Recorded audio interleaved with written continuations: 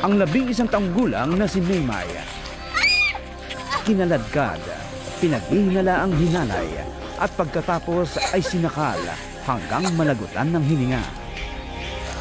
Ang bangkay ng bata isinilid sa sako, dinala sa bulubundukin at liblib na lugar at tinabunan pa ng ipanampalay. Marahil buong akala ng salarin ay di agad matatagpuan ang biktima. Sundan natin. Gayunman, tunay ngang matibay ang koneksyon ng asong si Usad kay Maymay.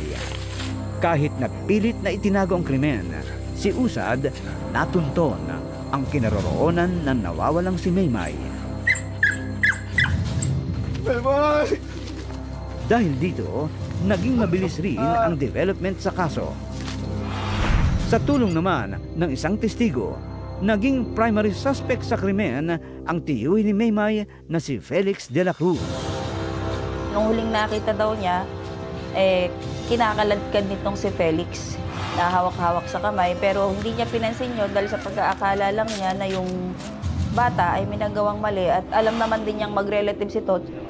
Ang problema, nung mga panahong iniimbestigahan ng kaso, hindi nila dinatnan sa kanilang tahanan nitong si Felix.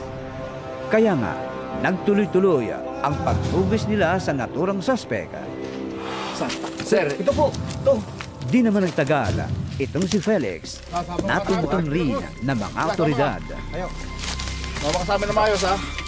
Nung nag-conduct na ng hot pursuit operation para mahuli yung suspect, nakita lang din siya dun sa kanilang barangay, sa barangay Siklong. Ano to, ha? Nakitaan siya ng hinihinalang shabu na 2 sachet at minarkahan na rin ng aking mga kasamahan bago siya dinala dito sa aming himpilan. Kasama na rin ng mga opisyal ng barangay.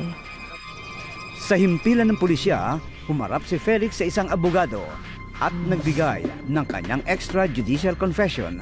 Inamin umano nito ang nagawang krimen.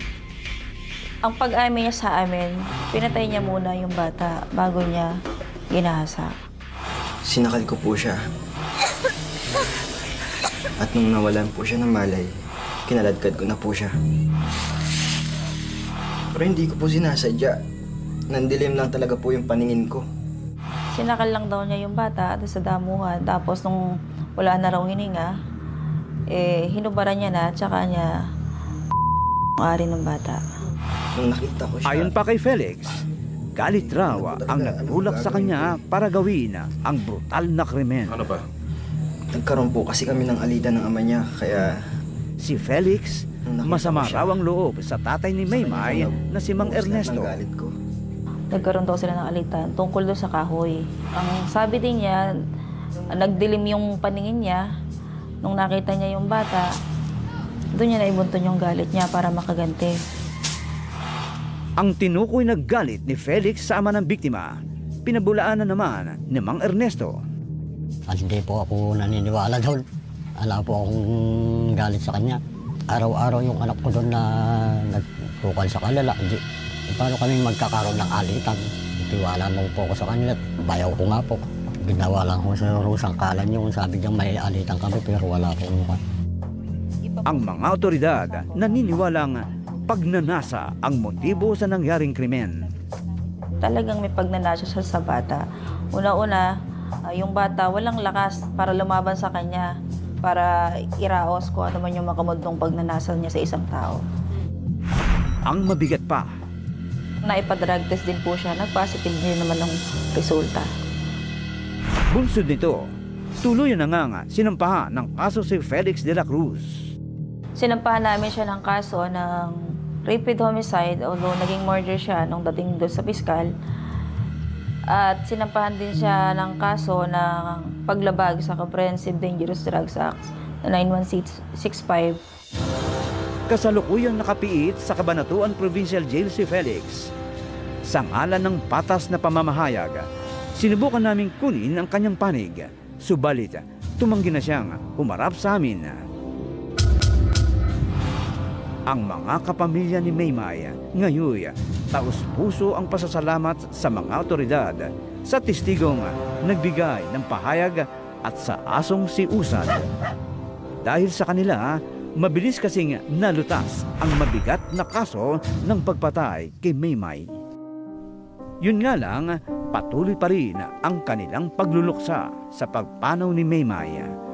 Ang mga pangarap ng 11 tanggulang na bata biglang naglaho. Gusto niya po maging guro. Itong susunod na taon po sana, grade 6 na siya, mag-graduate na sana. Wala na yung mga pangarap niya. Ngayon, ganap na hustisya ang kanilang hangad para sa pinakamamahal na si Maymay. Basta ang hiling ko lang ma'am sa kwan, ikulong lang siya ng kwan. Maski doon na siya mabulok sa kulungan. Matibay na ebidensya ang extrajudicial confession ni Felix de la Cruz sa harap ng abogado ng Public Attorney's Office. Inaasahang magiging mabilis ang paglabas ng desisyon sa kaso nito. Ako si Gasa Belgas